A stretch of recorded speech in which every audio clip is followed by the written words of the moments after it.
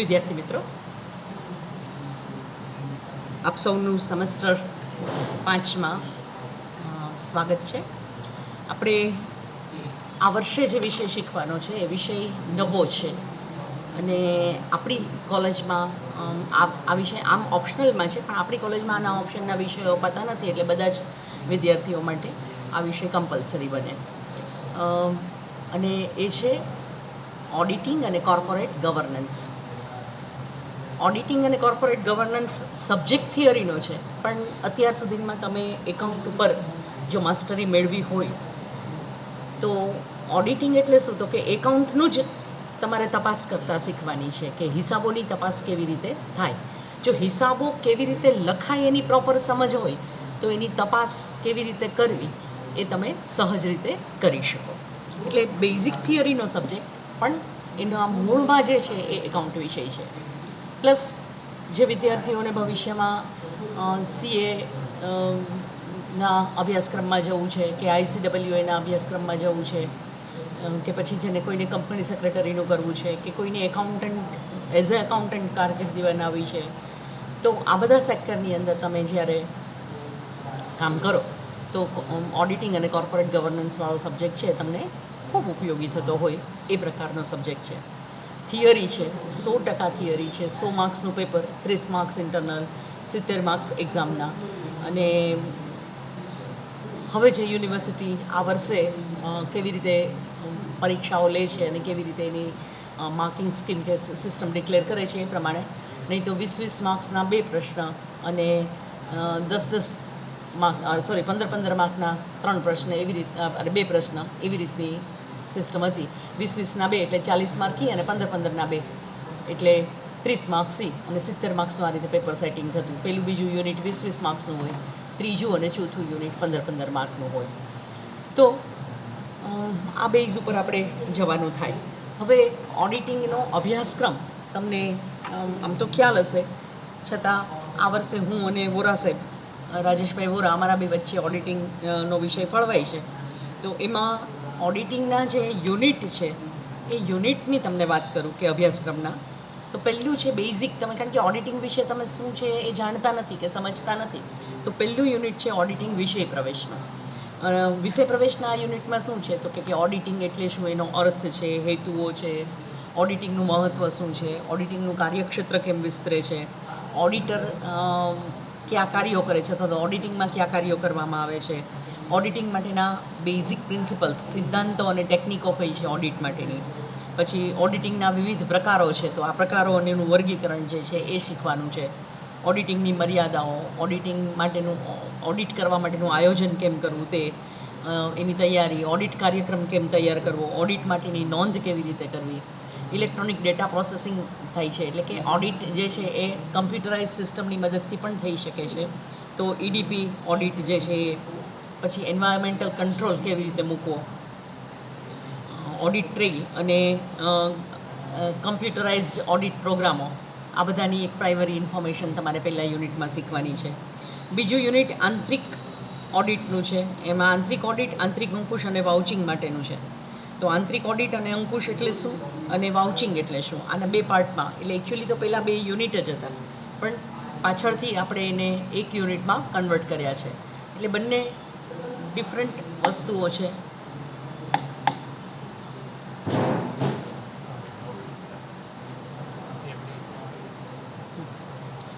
બંને ડિફરન્ટ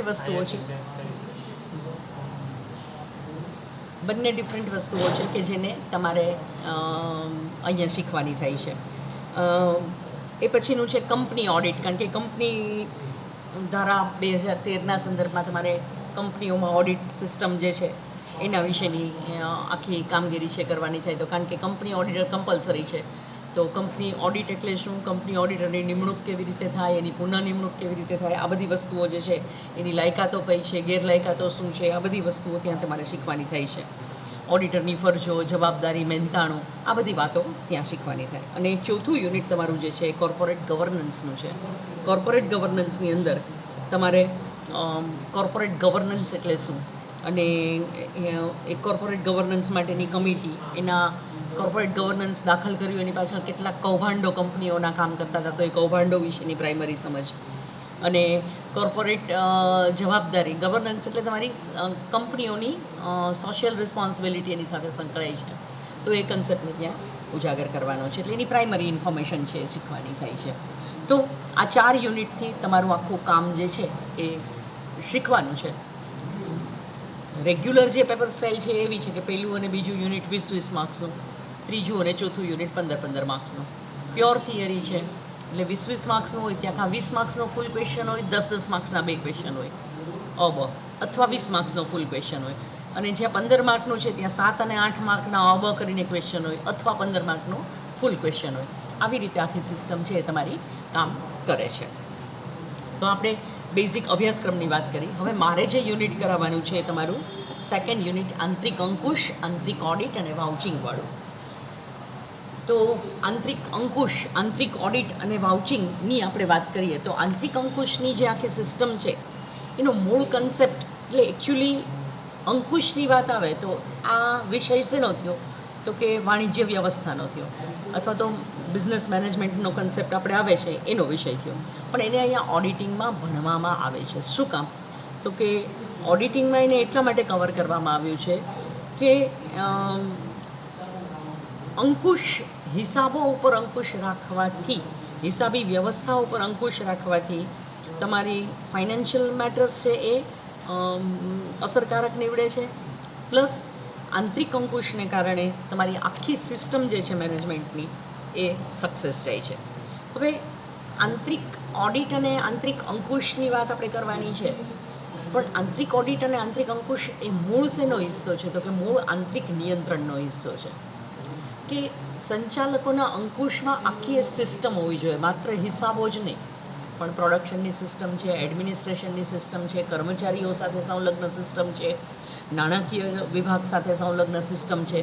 એ આખી સિસ્ટમ જ્યારે કંટ્રોલમાં ચાલતી હોય, ઇન્ટરનલ કંપનીના વિસ્તારોની અંદર જે કોઈ કામ થાય છે એ દરેક જગ્યાએ, તો એ અંકુશને કારણે આખી જે નિયંત્રણની વ્યવસ્થા એપ્લાય થાય છે તો એને કારણે સંચાલન છે એ સફળતા મેળવી શકે છે. એટલે આંતરિક નિયંત્રણ છે એ વિશાળ વસ્તુ છે. એની અંદર ધંધાકીય કાર્યોની હિસાબી વ્યવસ્થાની સચ્ચાઈ, ચોકસાઈ અને મિલકતોનું રક્ષણ કરવાની આ 3 પ્રકારની જવાબદારીઓનું વહન થાય છે. જો ધંધાકીય કાર્યોની એટલે કે કેટલા કાર્યો થાય છે, ઉત્પાદન ના થાય, વેચાણ ના થાય, વહીવટ ના થાય, માલ સંગ્રહ ના થાય, માલ ખરીદી ના થાય, આ બધા જ ધંધાકીય કાર્યો છે. તો એ કાર્યો ઉપર અંકુશ રાખવાની વાત આવે છે. પછી તો કે એના જે હિસાબો જનરેટ થાય, તમે જે ક્યાંથી નાણાં લાવો છો ને ક્યાં નાણાં વાપર્યા છે, એના જે હિસાબો જનરેટ થાય એ હિસાબી બાબતો માટેની આખી કાર્યવાહી કે વ્યવસ્થા છે એનું કામ થાય છે. આ ઉપરાંત તો કે મિલકતો જે કંઈ હોય એનું રક્ષણ કરવાની જવાબદારી આવે છે. કે પરિસ્થિતિ શું હોય તો કે પરિસ્થિતિ એવી હોય કે આજે કંપનીની અબજો કરોડો રૂપિયાની પ્રોપર્ટી અનેક અલગ અલગ જગ્યાએ પડી હોય. જે મલ્ટીનેશનલ્સ કંપની અમે અહીંયા અનેક જગ્યાએ પ્રોડક્શન થતું હોય તો ઘણી જગ્યાએ જમીનો હોય, મકાનો હોય, કંપનીએ પોતાના આઉટલેટ્સ ખોલ્યા હોય તો મોટા વિશાળ શોરૂમ હોય કંપનીના, અથવા તો મોલ્સ કહેવાય એવા મોલ્સની અંદર આખી વ્યવસ્થાઓ હોય. તો પ્રોપર્ટી ખૂબ હોય. એવી રીતે ઘણા બધા કંપનીના વાહનો હોય, કંપનીના ઇન્સ્ટ્રુમેન્ટ ઘણા બધા હોય. દાખલા તરીકે કંપની આખું ટોટલ કોમ્પ્યુટર સિસ્ટમથી ચાલતી હોય તો કેટલા કોમ્પ્યુટરો હોય. મોટી જેમ કંપની કેટલી બધી વસ્તુઓ હોય. તો તમામ મિલકતોની જાળવણી એ લાંબા ગાળાની સ્થાયી મિલકતો હોય, મશીનો હોય, ટેકનોલોજી હોય, વાહનો હોય, આ મિલકતોની જાળવણી કરવી, મિલકતોનું રક્ષણ કરવું, કંપનીના હિતથી, કંપનીના હેતુથી જ એનો ઉપયોગ થાય એ વસ્તુ જોવી અને એ પ્રમાણે આખી વ્યવસ્થા ક્રિએટ કરવી, એ જવાબદારી વહન કરવાની વાત છે. તો આ 3 પ્રકારની જવાબદારી વહન કરવાની છે. ધંધાના કાર્યોની, હિસાબી વ્યવસ્થાની કે જેટલા નાણાં આવે કે જેટલા નાણાં જાય એ દરેક રૂપિયાનો હિસાબ રાખવાની વાત આવે. તો તમામ હિસાબી નોંધ પ્રોપર થાય એની જવાબદારી વહન કરવાની, તમામ ધંધાના કાર્યો પ્રોપર થાય એની જવાબદારી વહન કરવાની અને મિલકતોનું રક્ષણ થાય એની જવાબદારી વહન કરવાની. આ ત્રણેય જવાબદારીઓ જ્યારે એકસાથે વહન કરવામાં આવે ત્યારે એને આંતરિક નિયંત્રણ કહેવામાં આવે છે. હવે આને તમે આંતરિક નિયંત્રણ કહીએ છીએ તો આંતરિક નિયંત્રણને બે ભાગમાં વહેંચવામાં આવે છે કે જેને આપણે આ યુનિટમાં શીખવાના છીએ. અને બે ભાગ એટલે શું? તો કે આંતરિક નિયંત્રણ એટલે આંતરિક અંકુશ અને આંતરિક ઓડિટની પ્રક્રિયા. તો આંતરિક નિયંત્રણનો જે મૂળ વસ્તુ છે એ આંતરિક અંકુશ અને આંતરિક ઓડિટની પ્રક્રિયા સાથે સંલગ્ન છે. તો હવે આંતરિક અંકુશ એ શું? તો કે આંતરિક નિયંત્રણનો એક ખૂબ અગત્યનો કહેવાય એવો એ હિસ્સો છે જેમાં કાર્યોની અને સત્તાની એવી રીતે વહેંચણી કરવામાં આવે છે કે પ્રત્યેક કર્મચારી પોતે પોતાનું કાર્ય કરે એની સાથે સાથે બીજાના કાર્યની તપાસ સાહજિક થાય. હું મારું કામ કરું એની સાથે બીજાના કામની તપાસ થાય, એ સહજ રીતે થાય એવી આખી સિસ્ટમ છે એ ગોઠવવી જોઈએ, જેથી બેવડાયા વિના એકનું એક કાર્ય બે વ્યક્તિએ કરવાનું ન થાય અને દરેક વ્યક્તિ પોતાનું કાર્ય સ્વતંત્ર રીતે કરી શકે. એટલે બેવડાયા વિના સ્વતંત્ર રીતે એકબીજાને ડિસ્ટર્બ કર્યા વિના પૂરકપણે દરેક સંસ્થાની અંદરનો દરેક કર્મચારી એવી રીતે કામ કરી શકે. એને કારણે શું થાય? તો કે ભૂલો અટકે, ગોટાળા અને છેતરપિંડી જે છે એ અટકે છે.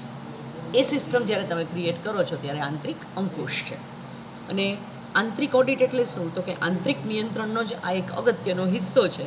અને એમાં શું થાય છે? તો કે જેમાં સંસ્થાના હિસાબો લખાતા જાય તેમ તેમ સંસ્થાના ખાસ કર્મચારી દ્વારા એની તપાસ કરવામાં આવે કે જેને ઓડિટ માટે જ રાખ્યા હોય. પરિણામે શું? તો કે હિસાબી ભૂલો અને છેતરપિંડીઓ શોધી શકાય છે, ગોટાળાઓ શોધી શકાય છે. અને બાહ્ય ઓડિટર, કંપનીનો કાયદેસરનો ઓડિટર ઓડિટ કરવા આવે એ પહેલાં એની પૂરેપૂરી તપાસ થઈ જાય તો એ ભૂલો સુધારી શકાય. તો બાહ્ય ઓડિટર સામે કંપની એ વ્યવસ્થિત, સાચા અને ચોખ્ખા હિસાબો રજૂ કરી શકે. એટલે આંતરિક નિયંત્રણ જે છે એને બે હિસ્સામાં વિભાજિત કરવામાં આવે છે, આંતરિક ઓડિટ અને આંતરિક અંકુશ.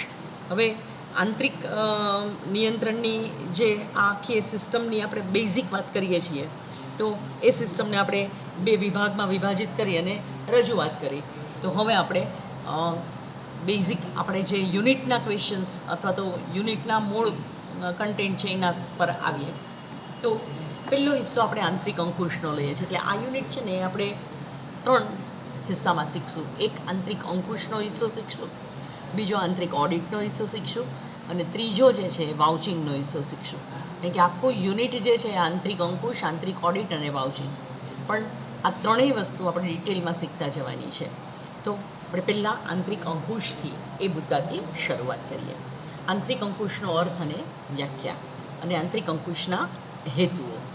તો સામાન્ય શબ્દોમાં આંતરિક અંકુશનું આપણે સરળ અર્થઘટન કરીએ તો કહી શકાય કે ધંધાકીય એકમના એક કર્મચારી દ્વારા બીજા કર્મચારીનું કાર્ય આપોઆપ તપાસાય તે પદ્ધતિ એટલે આંતરિક અંકુશ.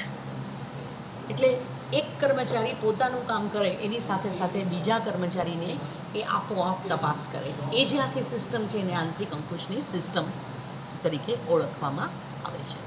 હવે જુદા જુદા નિષ્ણાતો આંતરિક અંકુશની અલગ અલગ વ્યાખ્યા આપે છે. એમાં સૌથી પહેલી વ્યાખ્યા એટલે ઓડિટિંગમાં સ્પાઇસર અને પેગલરના ઘણા બધા મંતવ્યો છે, સ્વીકૃત છે. એની વ્યાખ્યાઓ અલગ અલગ કન્ટેન્ટના સંદર્ભમાં એટલે આંતરિક અંકુશ માટે આપી હોય, આંતરિક ઓડિટ માટે આપી હોય, વાઉચિંગ માટે આપી હોય, ઓડિટર નું અર્થઘટન કરવામાં આપ્યું હોય, ઓડિટિંગ શબ્દનું અર્થઘટન કરવામાં આપ્યું હોય.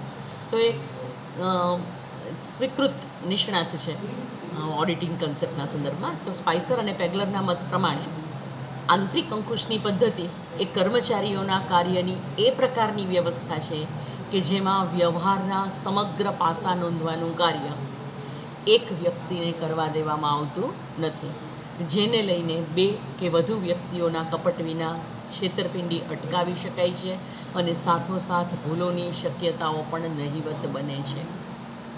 એટલે આંતરિક અંકુશની પદ્ધતિ છે એ કર્મચારીઓના કાર્યની એવા પ્રકારની વ્યવસ્થા છે કે જેમાં વ્યવહારના સમગ્ર પાસા નોંધવાનું કાર્ય એક વ્યક્તિને કરવા દેવામાં ન આવે. કોઈ એક વ્યક્તિ કરે તો ભૂલ થાય તો ખબર ન પડે.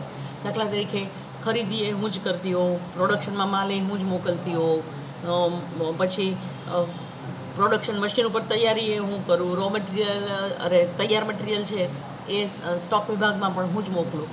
તો ક્યાંક માલની ખરીદીમાં ગોટાળો થયો હોય અથવા ભૂલ થઈ હોય, ચલો ગોટાળા નથી કર્યા, છેતરપિંડી નથી કરી, પણ ભૂલ થઈ, માનવ સહજ ભૂલ થઈ, તો બીજું કોઈ તપાસવાવાળું જ નથી, તો એ ભૂલ શું થશે? કન્ટિન્યુ થશે, કારણ કે મેં કર્યું છે એ ચાલુ જ રહે. આમના કોઈક બીજું તપાસવાવાળું હોય તો તમને એ ભૂલ વિશે તમે સમજૂતી મેળવી શકો કે એના ઉપર કામ છે એ કરી શકો.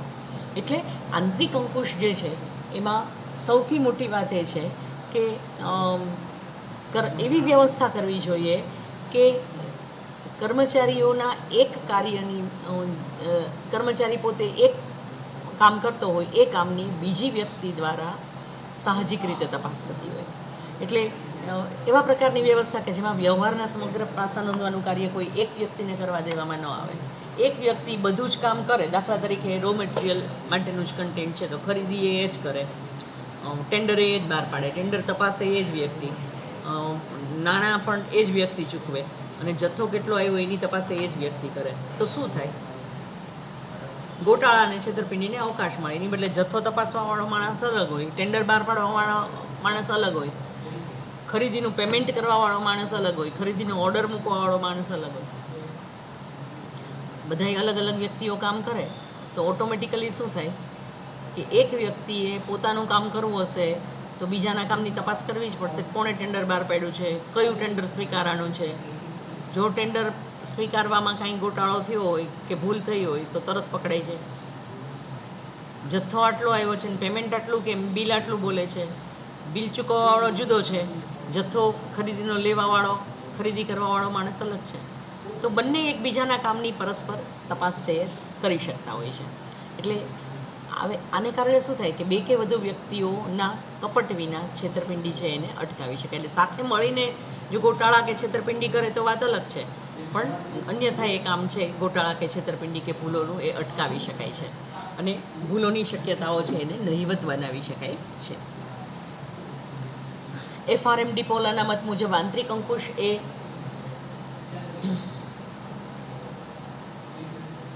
વ્યવહારિક રીતે તો ચાલુ આંતરિક ઓડિટ છે કે જેમાં કર્મચારીઓ દ્વારા જ કરવામાં આવે છે. એટલે કે જેમાં એક કર્મચારીનું કાર્ય સ્વતંત્ર રીતે બીજા કર્મચારી દ્વારા તપાસાય. એટલે FRM ડિપોલા છે એ પણ આવી જ રીતે વાતની રજૂઆત કરે છે કે વ્યવહારિક રીતે તો એ ઓડિટ એટલે કે તપાસની જ કાર્ય છે. ઓડિટનો સાદો અર્થ કરીએ તો એ તપાસ કે ચકાસણી છે. તો એ ચકાસણીનું જ કાર્ય છે કે જે કર્મચારીઓ દ્વારા જ કરવામાં આવે છે. વ્યવસ્થા તંત્રના માળખામાં જેવી સિસ્ટમ ગોઠવવામાં આવે કે એક કર્મચારીનું કાર્ય સ્વતંત્ર રીતે બીજા કર્મચારી દ્વારા તપાસાતું છે. પછી ત્રીજી વ્યાખ્યા લોરેન્સ ડિક્સીના મત પ્રમાણે છે. તો એમાં શું કીધું છે કે આંતરિક અંકુશ એ એવા પ્રકારની હિસાબી કાર્યની વ્યવસ્થા છે કે જેના અમલથી ભૂલો અને છેતરપિંડીઓ આપોઆપ શોધાય છે અને થતી અટકાવાય છે. એટલે આંતરિક અંકુશ છે એ હિસાબી કાર્યની વ્યવસ્થા છે. પહેલી વસ્તુ કે એ હિસાબ સાથે કનેક્ટેડ થાય છે. એટલે તમે વ્યવસ્થા તંત્રમાં માળખામાં કાર્યો ગોઠવો તો સત્તા ફરજો જવાબદારી આવે તો એમાં પ્રત્યેક કાર્યની નાણાકીય અસર તો છે જ. કાંઈ વેતનના સ્વરૂપમાં છે, ખરીદી થઈ હોય તો એમાં નાણાંના સ્વરૂપમાં છે, વેચાણ થયું હોય તો એમાં નાણાંના સ્વરૂપમાં છે, ખર્ચ કોઈ પણ પ્રકારના થયા હોય, ઉપજ ખર્ચના વ્યવહારો છે તો એ સંદર્ભમાં છે. એટલે ક્યાંક ને ક્યાંક એને નાણાકીય બાબત સ્પર્શે છે. તો નાણાકીય બાબત એને સ્પર્શે છે તો હિસાબી કાર્ય સાથે સંકળાય છે. તો આંતરિક અંકુશના અમલથી ભૂલો અને છેતરપિંડીઓ આપોઆપ શોધાય અને એને થતી અટકાવી શકાય છે. એ પછી American institute of chartered accountants છે એણે વ્યાખ્યા આપેલી છે આંતરિક અંકુશની.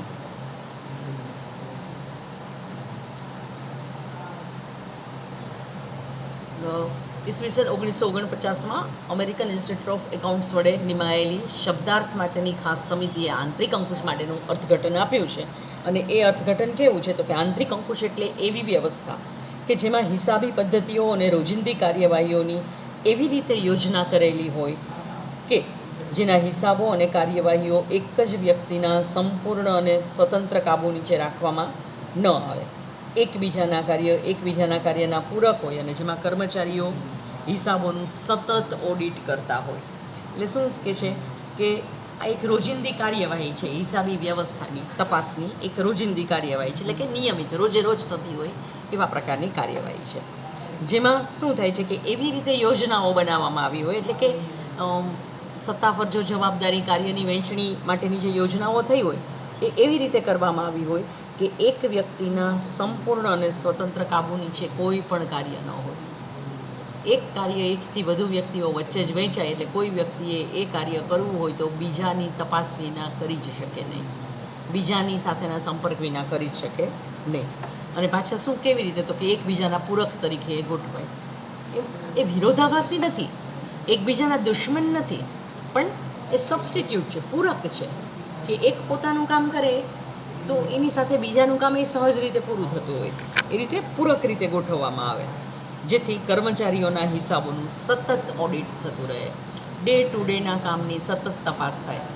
કે દાખલા તરીકે આજે પ્રોડક્શન કેટલું આવ્યું, તૈયાર માલ થયો હતો એનો એક રિપોર્ટ હોય, તો જેણે માલ તૈયાર કર્યો છે એણે રિપોર્ટ સબમિટ કરવાનો હોય, અને જે માલ લે છે એણે રિપોર્ટ સબમિટ કરવાનો હોય. તો એ બંને રિપોર્ટ વચ્ચે તફાવત આવે તો ખબર પડે કે ક્યાંક માલ ઓછો આવ્યો છે અને વધુ દેખાડ્યો છે, માલ વધુ આવ્યો છે અને ઓછો દેખાડ્યો છે. બે રિપોર્ટની કમ્પેરિઝન કરો, એના ઉપરથી તમને ખબર પડી જાય કે શું છે. હવે તૈયાર માલ જેણે કર્યો છે એ વ્યક્તિ એને જે આગલા પ્રોસેસમાંથી અર્ધ તૈયાર માલ મળ્યો હોય એનો રિપોર્ટ કે ભાઈ મેં આ પ્રકારનો માલ લીધો છે, આટલા જથ્થામાં લીધો છે, અને જેણે અર્ધ તૈયાર માલ કરીને સબમિટ કર્યો છે એનો રિપોર્ટ હોય કે મેં આટલો માલ આપ્યો છે, જો આટલો માલ આપ્યો હોય તો આટલું પ્રોડક્શન થવું જોઈએ, એ બેઝ છે. હવે જો એ નથી થયું, એના કરતાં ઓછું થયું છે શું કામ થયું, વધુ થયું છે શું કામ થયું, એ કારણોમાં જાઓ એટલે તમને ખબર પડી જાય કે સચ્ચાઈ શું છે, ગોટાળા, છેતરપિંડી, ભૂલ, ખામી એવું કાંઈ નથી ને, આ તરત તમે પકડી શકો. તો આવી આખી સિસ્ટમ જે છે એકબીજાના કામની એ ત્યાં થાય છે.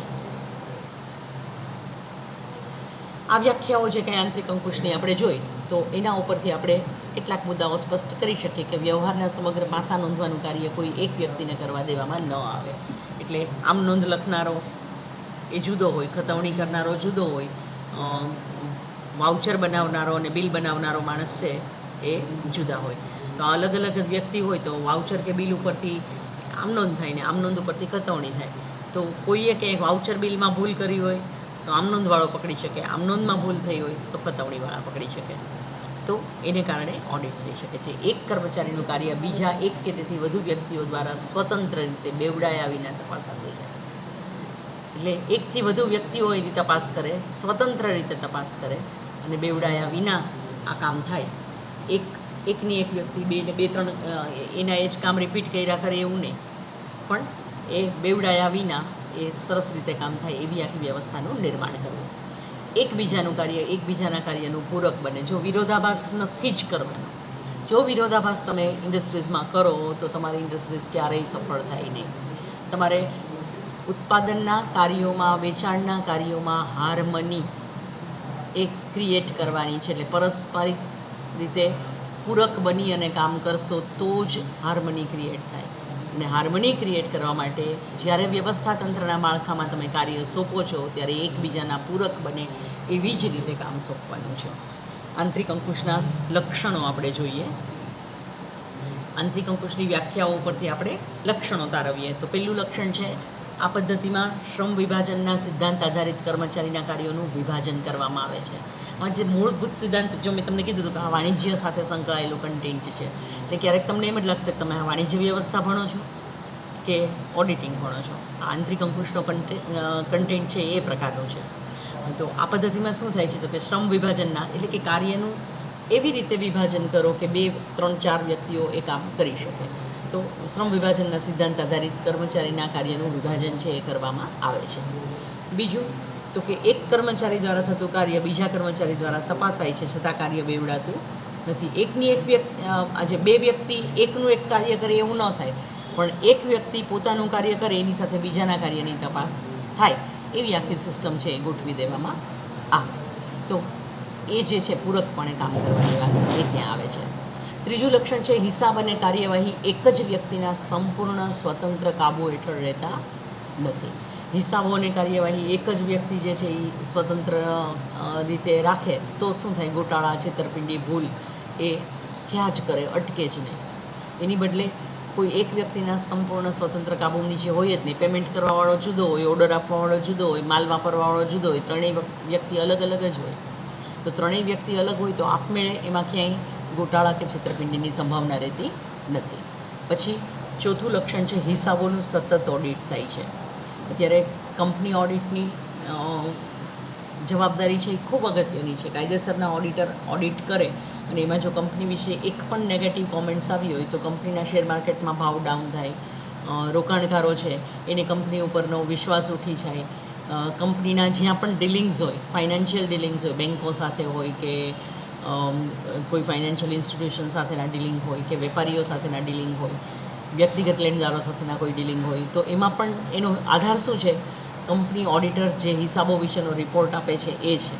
તો એ ખૂબ વિશ્વસનીય હોવો જોઈએ. હવે કાયદેસરના ઓડિટરનું કામ સરસ રીતે થાય, સરળતાથી થાય, જવાબદારીપૂર્વક થાય, એને બહુ ભૂલો ન શોધવી પડે અને કામ છે એ ચોખ્ખું જ દેખાય કાયદેસરના ઓડિટરને, એવી રીતે આખું થાય. એના માટે શું જરૂરી છે? તો કે ડે ટુ ડે જે હિસાબો લખાય એનું સતત ઓડિટ થાય એ જરૂરી છે, જે આંતરિક અંકુશ થ્રુ કરવામાં આવે છે. કર્મચારીના કાર્યોની સ્પષ્ટ જવાબદારી છે એ નક્કી કરી શકાય છે. આંતરિક અંકુશનું કામ તમે કરો તો કર્મચારીના કાર્યોની સ્પષ્ટ જવાબદારી નક્કી થાય કે એણે આટલું કામ કરવાનું હતું અને આ રીતે પૂરું કરવું જોઈએ. પછી આંતરિક અંકુશમાં ભૂલો, છેતરપિંડી અને અનિયમિતતાઓનો ઓછો અવકાશ રહે છે.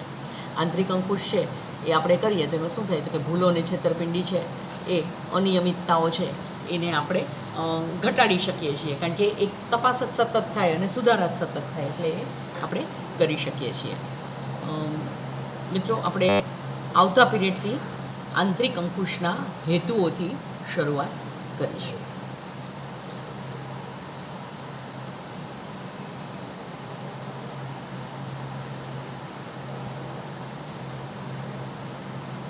થેન્ક યુ મને શાંતિથી સાંભળવા બદલ.